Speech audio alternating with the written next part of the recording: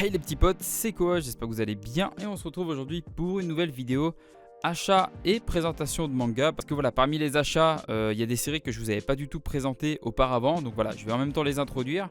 Et les gars, je vais faire d'une pierre deux coups, ça va être plus simple. Je vais éviter de perdre trop de temps au début de la vidéo parce que voilà, j'ai quand même pas mal de trucs à vous présenter. Pensez juste au petit like, au petit commentaire, le petit abonnement qui fait toujours plaisir les gars. Et on est parti. Donc pour commencer, on a pris le tome 14 de Eden Zero.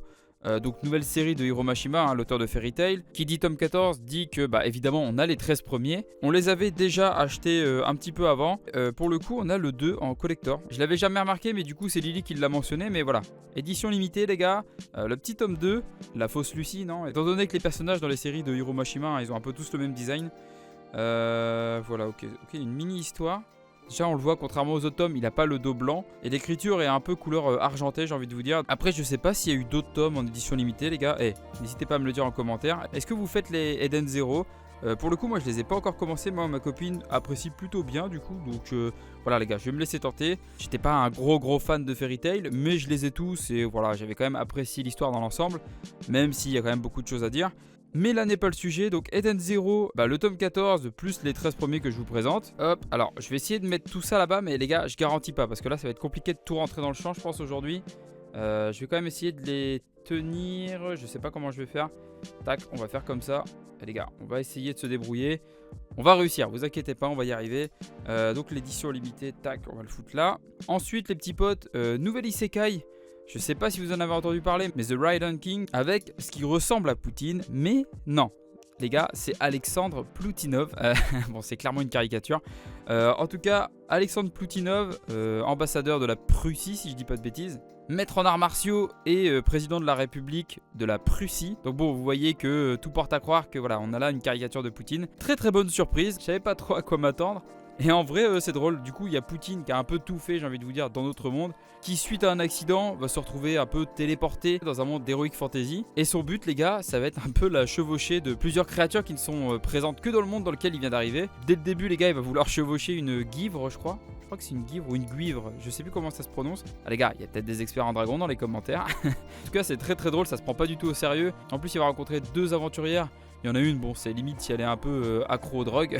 Enfin, elle est accro aux potions les gars, enfin bref, il y a tout un délire. En tout cas c'est vraiment sympathique. Et en plus le tome 2 est sorti très récemment. Petit isekai les gars que je vous recommande. C'est vrai qu'en ce moment il y a beaucoup d'isekai. Après voilà, moi c'est un genre que j'adore. Donc je suis très client les gars, je suis très fan. Ensuite on a également acheté Blue Lock. Donc la nouvelle série entre guillemets de foot. Je dis entre guillemets parce que voilà, oui il y a du foot. Mais c'est un espèce un peu de battle royale au final. Parce que suite à la défaite du Japon en 2018 à la Coupe du Monde, le Japon va un peu reprendre les choses en main. Et va sélectionner les 300 meilleurs joueurs pour les faire s'affronter les uns contre les autres, donc au fil de différentes épreuves. Et là ce qui est drôle c'est que c'est un peu l'inverse du foot, parce que bon le foot c'est quand même un sport collectif à la base, et là va falloir faire preuve d'individualisme, donc c'est un peu paradoxal, mais voilà, c'est très intéressant, c'est une bonne petite découverte. C'est sorti en même temps que Aohashi, également un autre manga sur le foot, mais là voilà c'est vraiment du foot. Et voilà, je me suis dit bah c'est bizarre, ils sortent deux mangas de foot, en plus ils sont sortis le même jour, les deux ont sorti leurs deux premiers tomes, enfin je me suis dit, ouais, les gars, ils vont se tirer dans les pattes. Même si ça tourne autour du foot, voilà, on a quand même deux mangas bien différents. Et voilà, moi personnellement, Blue Lock m'attirait plus. Après voilà, les gars, c'est le petit côté Battle Royale. Moi, je kiffe bien. Donc voilà, Blue Lock, les deux premiers tomes. Et d'ailleurs, au passage, c'est le dessinateur qui a fait Dolly Kill Kill, donc une série que je possède déjà. Et au scénario, on a l'auteur de Jagan. Donc ça peut annoncer que du lourd. Ce que je trouve marrant, c'est que les deux mangaka qui se sont associés, au final, j'ai leurs œuvres précédentes dans la mangatech. Pour le coup, Yusuke Nomura, donc celui qui s'occupe du dessin, j'ai uniquement Dolly Kill Kill de lui. Mais bon, je crois que c'est la seule œuvre qu'il a faite juste avant. Et pour le coup, celui qui a fait Jagan, bon il avait fait d'autres séries avant, mais voilà, je possède Jagan et puis je dois posséder une autre série de lui, je sais plus laquelle d'ailleurs. Je trouvais l'anecdote assez amusante les petits potes, donc voilà, je vous la partage, ça fait plaisir. Et ensuite, on a également acheté le volume 7 de Iruma à l'école des démons. Ça, c'est une série que ma copine suit. Et elle a insisté pour que je commence la série. Et c'est vrai que j'ai commencé le tome 1 et ça a l'air complètement délirant, les gars. Je trouve ça très amusant. À voir comment ça va se dérouler par la suite. Si ça va être juste un manga un peu basé autour de l'humour. Ou alors si voilà, il va y avoir un petit enjeu derrière un peu sérieux. De ce qu'elle m'a dit, je crois que le scénario derrière se développe un peu plus. Et voilà, ça s'approfondit un peu. Et en vrai, c'est cool. Donc voilà, le tome 7 de Iruma à l'école des démons. Évidemment, vu qu'on a pris le 7, les gars, je vous présente les 6 premiers, les 6 petits frères. En plus, j'aime bien les jaquettes. Les gars, je change un peu de sujet, mais regardez, je trouve elles sont assez stylées dans l'ensemble. Ça, un des personnages préférés de ma copine, celui-là. Tac. Je trouve les covers vachement colorées et elles pètent vachement. Et je trouve que le rendu, bah ça pète vachement au niveau des yeux. Le tome 7 de Hiruma, les gars, hop, on va le mettre là. Tac, ça passe. Ensuite, on a pris le tome 4 de Shai. Et évidemment, bah, on avait voilà, le coffret des 2 premiers tomes et le tome 3, évidemment. Hein. Sinon, ça aurait été un peu débile d'acheter le tome 4, hein, vous allez me dire. Je vais pas me prononcer dessus parce que je les ai pas encore lus. Je sais juste que, contrairement à ce que beaucoup de gens disent, ça n'a rien à voir avec My Hero Academia, les gars. Parce que j'en ai vu plusieurs dire. Ouais, c'est un peu comme My Hero Academia, c'est avec des héros et tout. Non, les gars, enfin, pas du tout. Enfin, ok, c'est dans un monde où les héros sont présents. Mais voilà, ça s'arrête là. Et ça traite de sujets quand même un peu plus profonds que My Hero Academia. Ça reste un shonen, certes, mais voilà, c'est quand même bien différent. Hein. Faut pas non plus tomber dans le cliché, genre, ah, ça parle de héros, donc c'est forcément comme My Hero Academia. Non, les gars. Heureusement que ça fonctionne pas comme ça, parce que sinon, bon, on aurait quand même beaucoup de mangas similaires. Mais pour le coup, non, ça n'a rien à voir avec My Hero Academia, les gars. Après, ma copine voulait prendre les BL Métamorphose, donc elle a acheté l'intégrale, c'est en 5 tomes. Je vais pas m'étendre dessus, les gars, je connais pas du tout la série là pour le coup, voilà. Je préfère être honnête avec vous, les gars, je vais pas m'avancer sur un sujet que je ne connais pas, donc voilà. BL Métamorphose, petite série, ça a l'air d'être un seinen, c'est en 5 tomes. Voilà, je m'arrête ici. J'ai pris le 11e et dernier tome de Re:Zero, donc la 3e partie. Bon, après, étant donné que je mate l'anime à côté, le manga va un peu moins loin, enfin, pour le moment, parce que le 4e arc est en cours en manga. Il est en cours au Japon, donc bon, le temps que ça arrive en France, on a encore un petit peu de temps. La série, les gars, c'est une masterclass. À la base, c'est un light novel, et moi, après, j'ai découvert avec l'anime, etc. De toute façon, je vous en avais déjà parlé, je pense. Mais très très lourd, Re:Zero, si vous ne le connaissez pas. Et ça, du coup, c'est le 11e et dernier tome de la 3e partie, sachant que la partie 1 fait 2 tomes, la partie 2 fait 5 tomes et la partie 3 du coup celle-ci en fait 11. Donc voilà, ça monte crescendo, les gars. La partie 4, je sais pas combien elle va faire, peut-être 53 tomes, on n'en sait rien. Mais voilà, Re:Zero, très très lourd, les gars. Je peux que vous conseiller la série. Ensuite, la dernière fois, je parlais de Ken Akamatsu et de Yuki Holder. Bah voilà, les gars, hein, c'est chose faite. Le tome 24 est sorti il y a pas si longtemps que ça. Et du coup, bon, je l'avais pas encore acheté. Donc voilà, tome 24 de Yuki Holder. Ensuite, le tome 25 de Carnival, donc série que ma copine suit.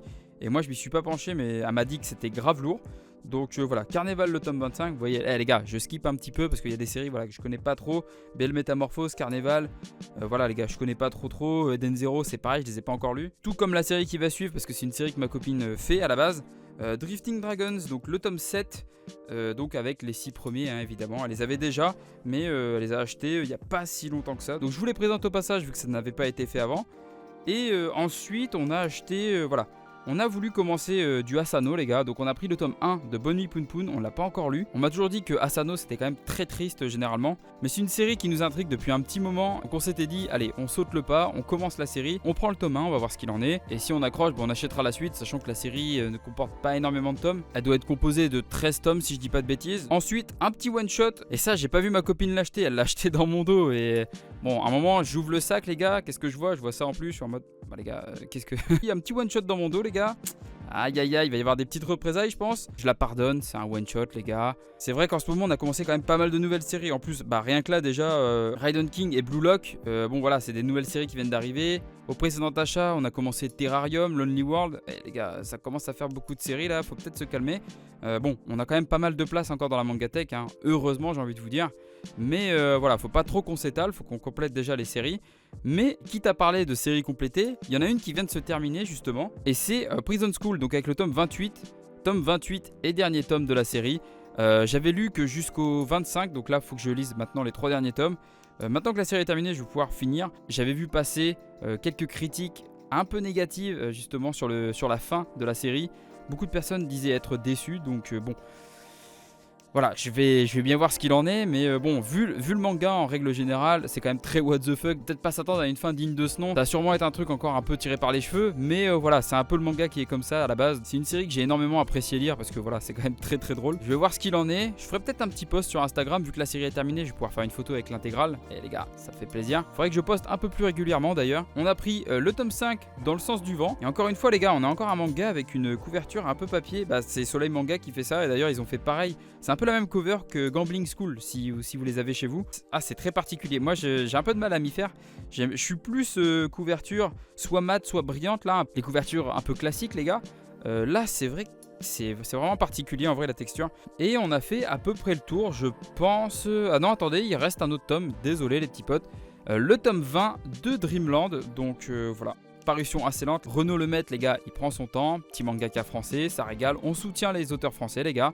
Voilà, Dreamland, c'est très très lourd. Ça fait un moment que je connais d'ailleurs. Le tome 20 vient de sortir et en vrai, Dreamland, je trouve ça excellent. Si vous ne connaissez pas la série, bah, je vous invite à la découvrir parce que c'est très très bon. En plus, en termes de dessin, il est grave chaud, Renaud Lemaitre. Les premiers tomes, voilà, c'était pas trop ça, mais voilà, il s'est quand même amélioré au fil du temps. Mais vous avez des planches quand même bien stylées, genre celle-ci. Je peux que vous inviter à commencer la série. Voilà, voilà pour cet achat manga, les petits potes. Attendez, parce que là, en plus, ça en cache d'autres. Tac, tac, tac, on va se mettre comme ça. Et les gars, je fais au mieux. Bon, les précédentes vidéos, c'était un peu mieux, hein. J'avais fait un tapis de manga, les gars, mais là, il y en avait un peu trop, donc un peu plus compliqué, quoi. C'est un peu plus compliqué. Je vais faire comme ça a l'air de tenir, les petits potes.